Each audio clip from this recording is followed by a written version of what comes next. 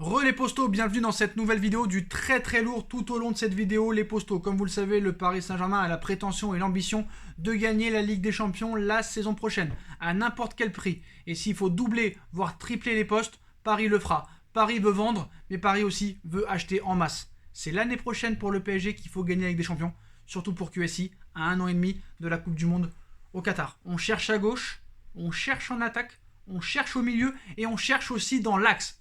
Et c'est là qu'est la très grosse info, avant d'autres grosses infos, les postos. Donc, le dossier Paul Pogba, c'est très clair. Pogba veut venir au Paris Saint-Germain.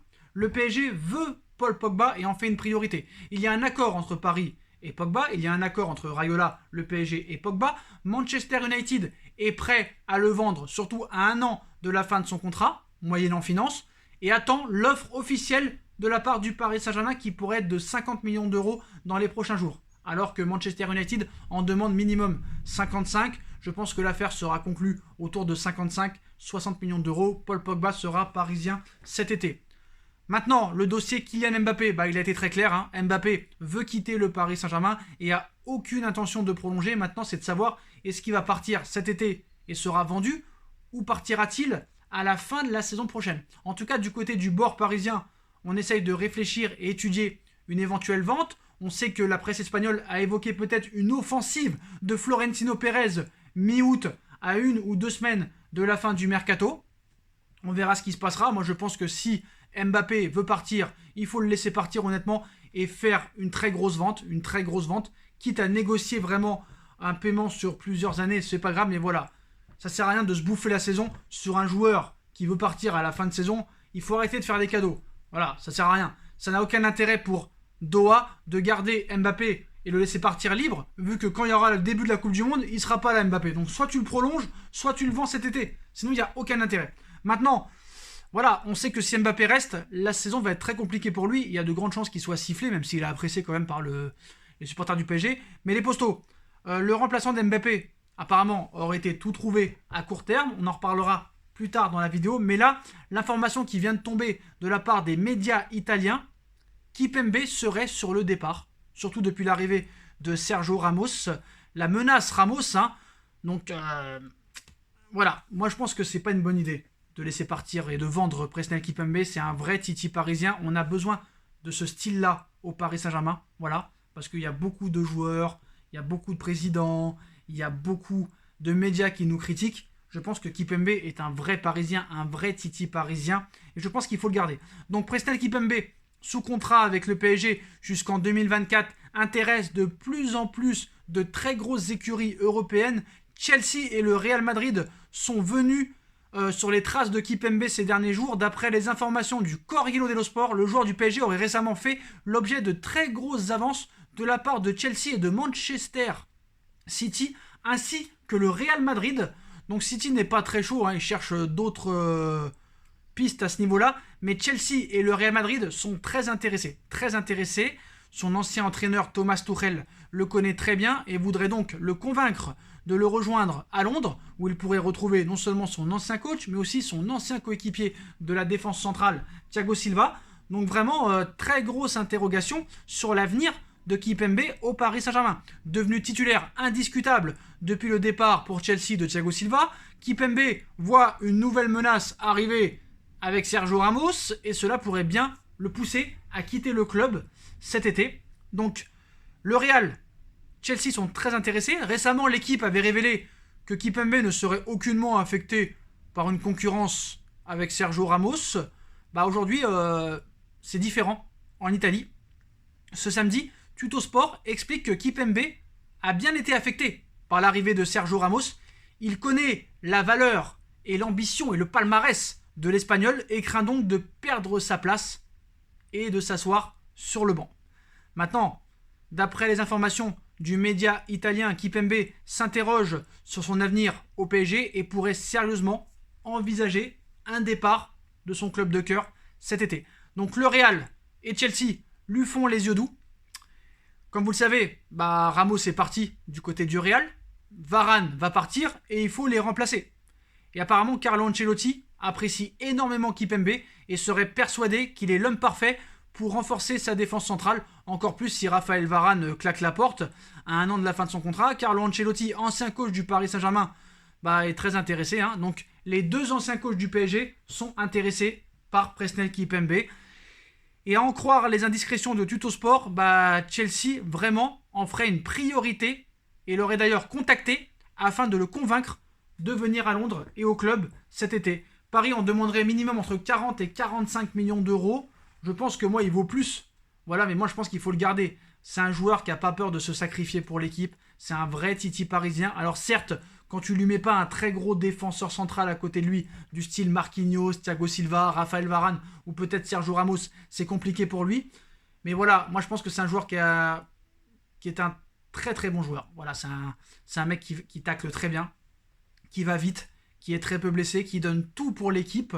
Donc c'est vrai que des fois, il a des défauts, comme tous les joueurs. Mais je pense que voilà, Kimpembe, pour moi, c'est l'âme du Paris Saint-Germain. Un vrai Parisien, un vrai produit du centre de formation. Et je pense que Paris aurait tort.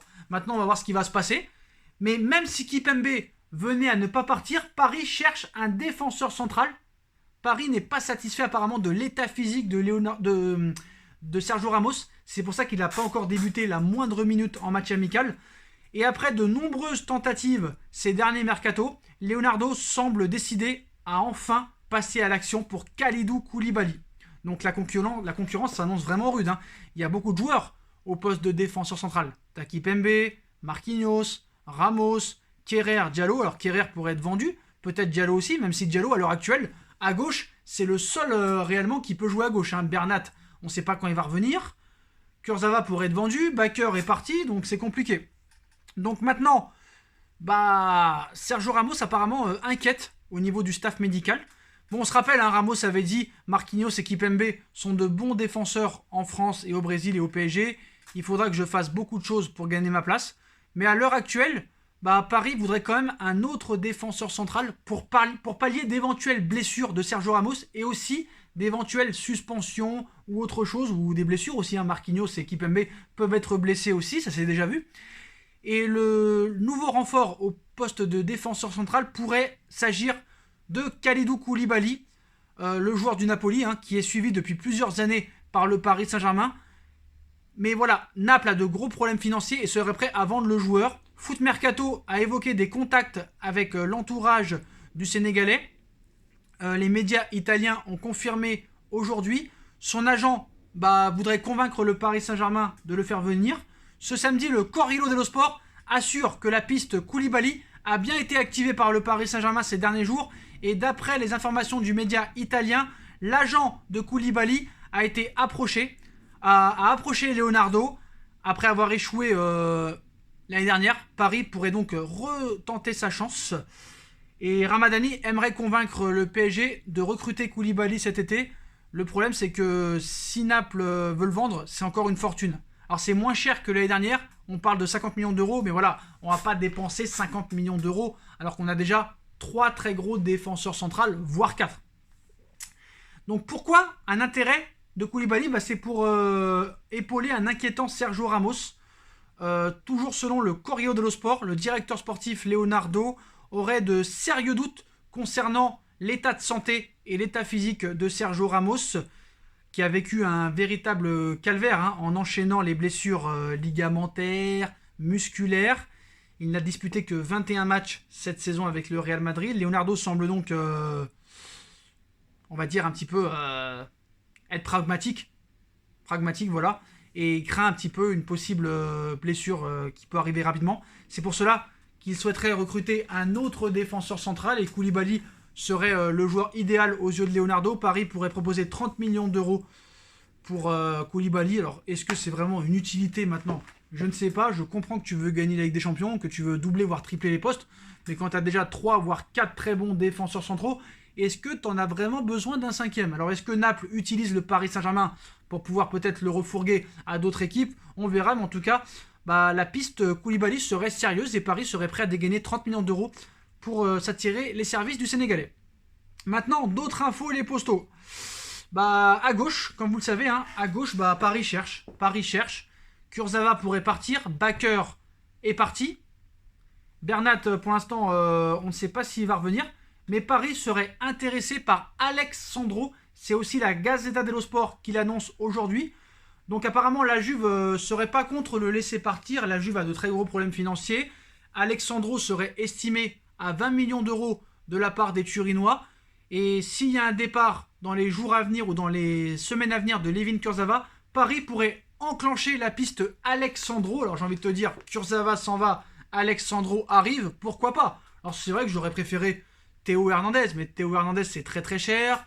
Le Milan AC ne veut pas forcément le vendre. Paris cherche vraiment à gauche et Alex Sandro, j'ai envie de te dire pourquoi pas. C'est un joueur qui a des qualités, qui va très vite, qui a une qualité de centre qui est pas si mal que ça, qui sait marquer des buts.